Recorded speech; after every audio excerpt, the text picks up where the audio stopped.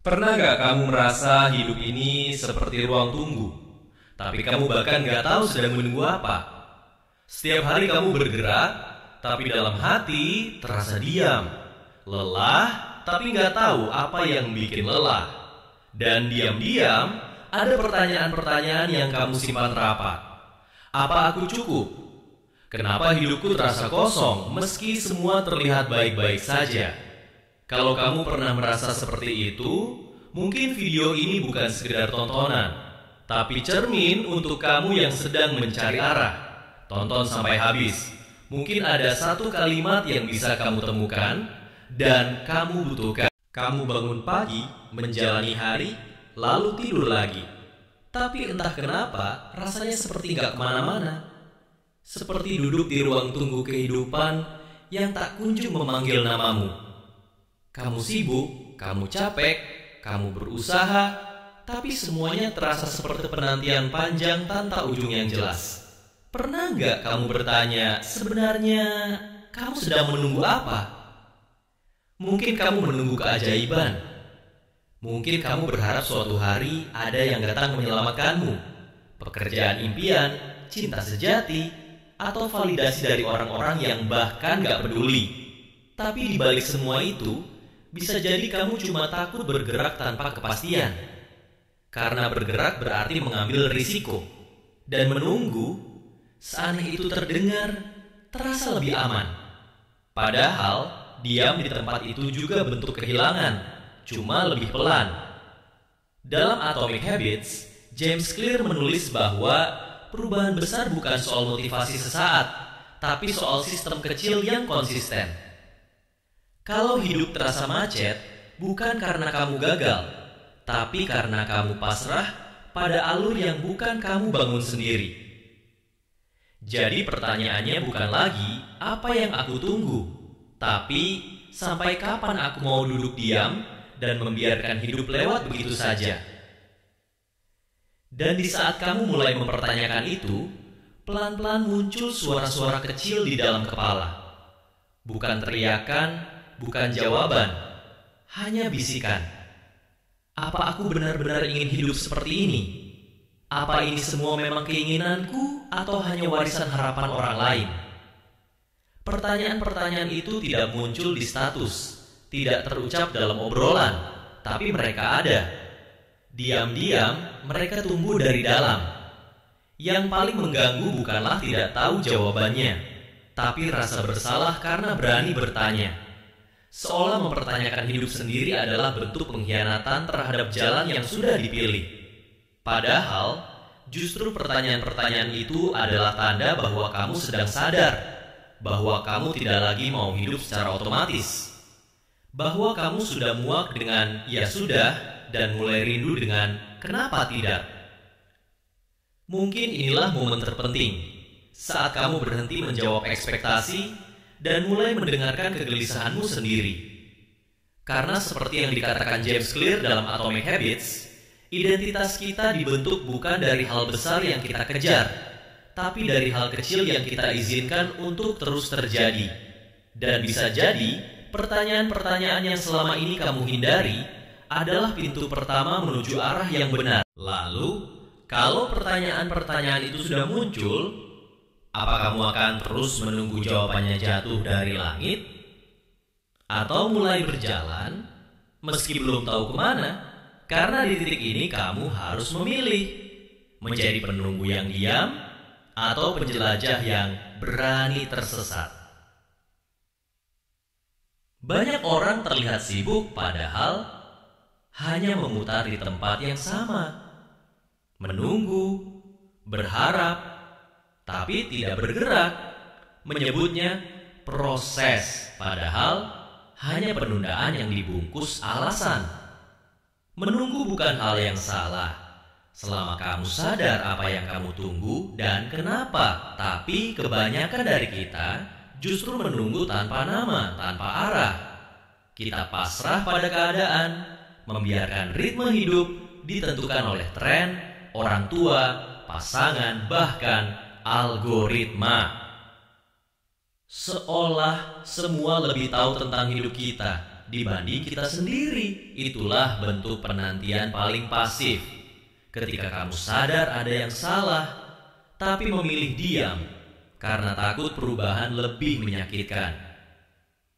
Padahal, seperti dijelaskan dalam Good Habits, Bad Habits karya Wendy Wood, perubahan itu bukan soal motivasi sesaat, tapi soal tindakan berulang yang kita bangun tanpa sadar.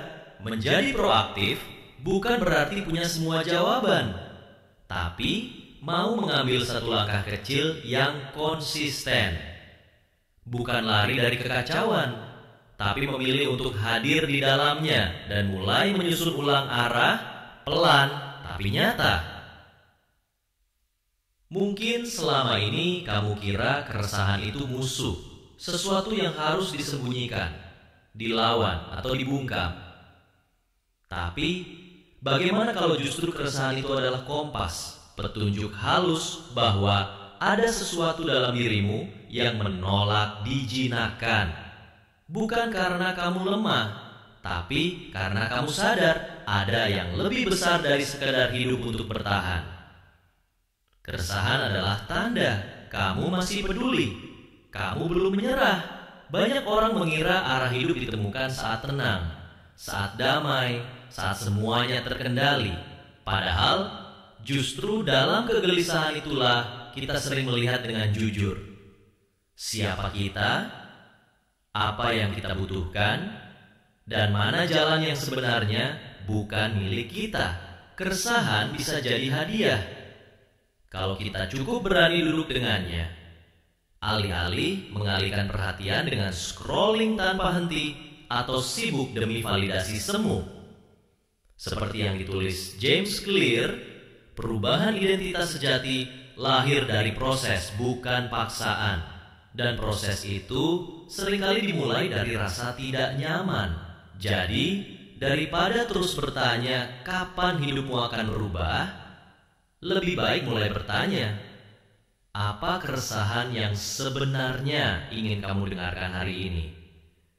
Karena mungkin setelah kamu mulai menyadari arah itu muncul dari keresahan, muncul harapan baru. Oke, kalau begitu aku harusnya segera tahu apa yang harus kulakukan, kan? Tapi disinilah banyak orang kembali terjebak.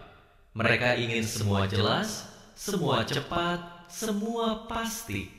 Seolah makna hidup bisa datang dalam satu malam, lengkap dengan peta dan petunjuk arah.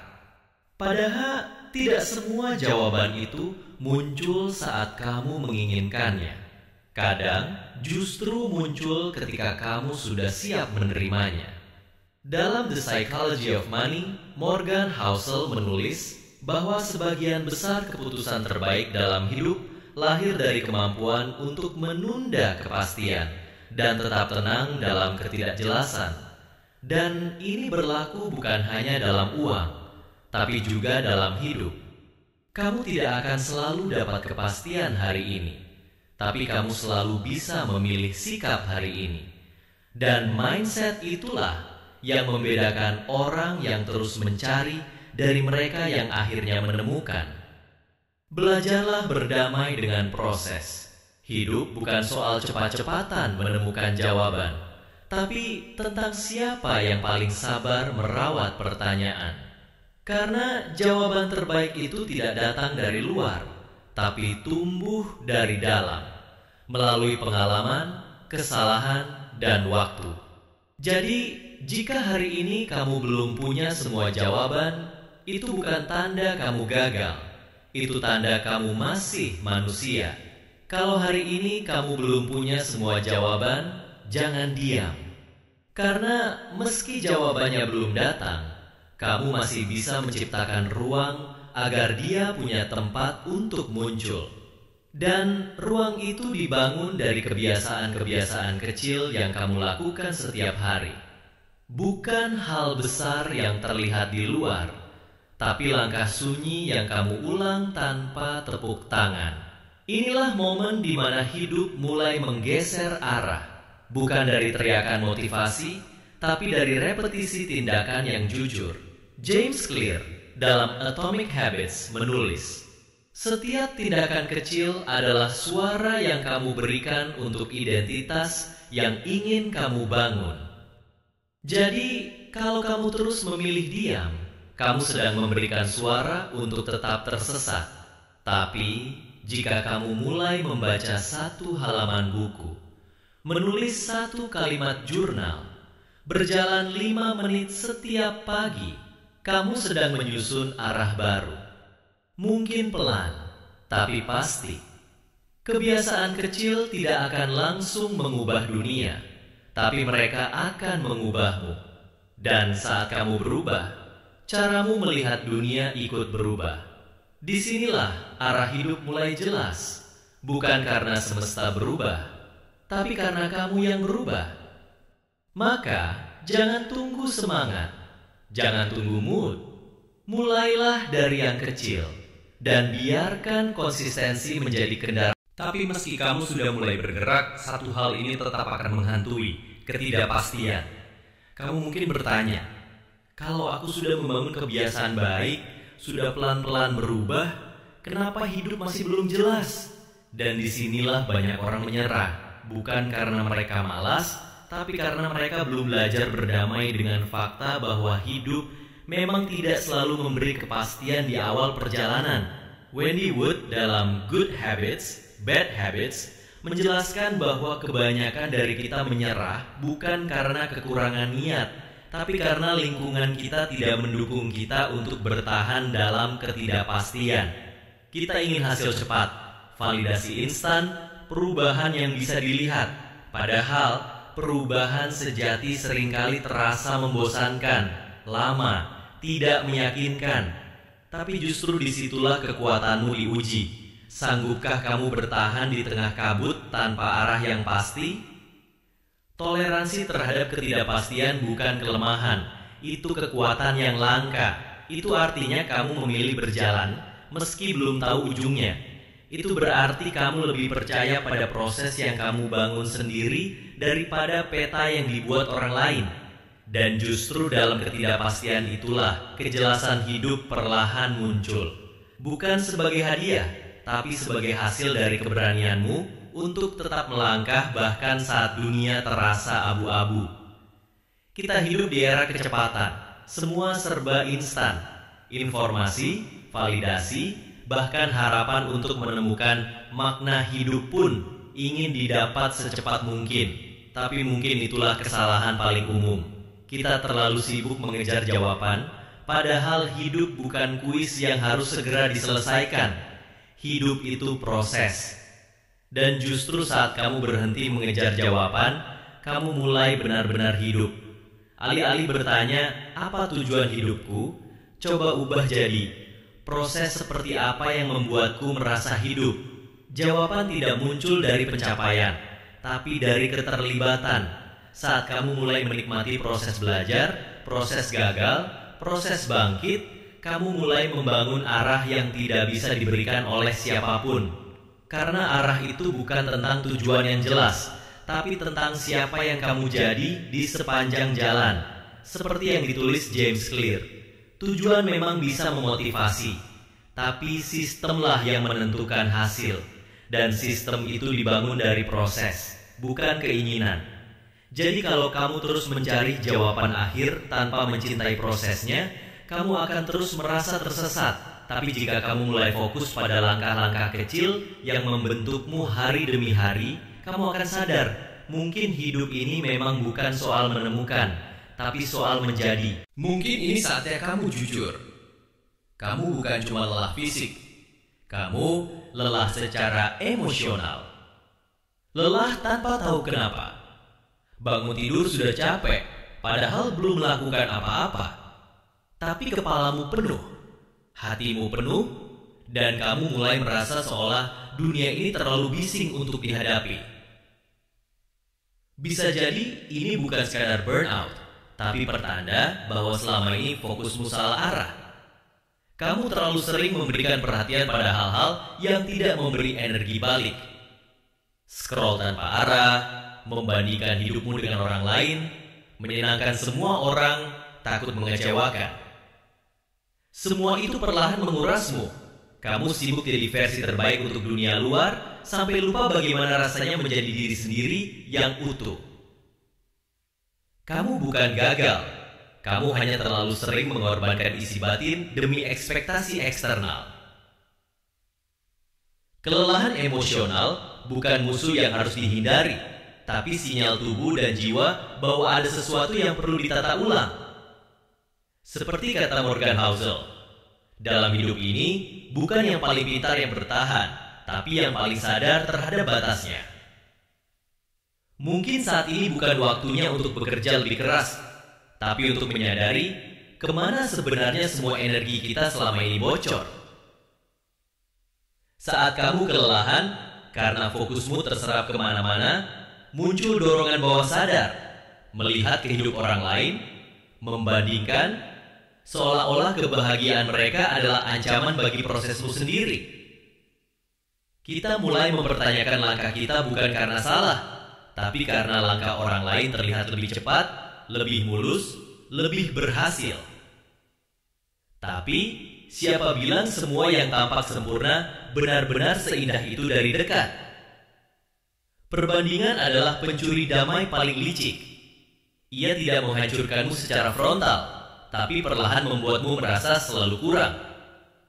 Padahal kamu bukan mereka. Kamu punya waktu yang berbeda, luka yang berbeda, cerita yang tak bisa disalin. Kita sering lupa, rumput tetangga memang lebih hijau, tapi bisa jadi itu rumput sintetis. Dan yang lebih penting, apa gunanya rumput hijau kalau kamu lupa menanam milikmu sendiri? Daripada membandingkan, belajarlah untuk melihat dengan rasa hormat, bukan iri. Lihat bukan untuk menyaingi, tapi untuk memahami. Lihat bukan untuk mengukur nilai dirimu, tapi untuk mengingat bahwa semua orang sedang berproses, termasuk kamu, karena sejauh apapun kamu memandang, yang paling menentukan tetaplah satu hal: seberapa jujur kamu menapaki jalanmu sendiri, bukan meniru milik orang lain. Lucunya, ketika kamu berhenti membandingkan dan mulai hadir penuh di hidupmu sendiri, kamu mulai menemukan sesuatu yang berbeda. Bukan pencapaian besar, bukan validasi yang gegap gempita, tapi momen-momen kecil yang tiba-tiba terasa hangat, obrolan sederhana dengan sahabat, tawa yang lepas di tengah malam, waktu sendirian tanpa distraksi. Hal-hal yang dulu kamu anggap remeh, ternyata menyimpan makna yang kamu cari-cari kemana-mana. Kita sering mengejar makna di tempat yang terlihat penting. Pekerjaan prestisius, pasangan ideal, atau gaya hidup yang dilihat banyak orang. Tapi hidup seringkali tidak kooperatif. Ia menyembunyikan makna di tempat yang tidak kita duga.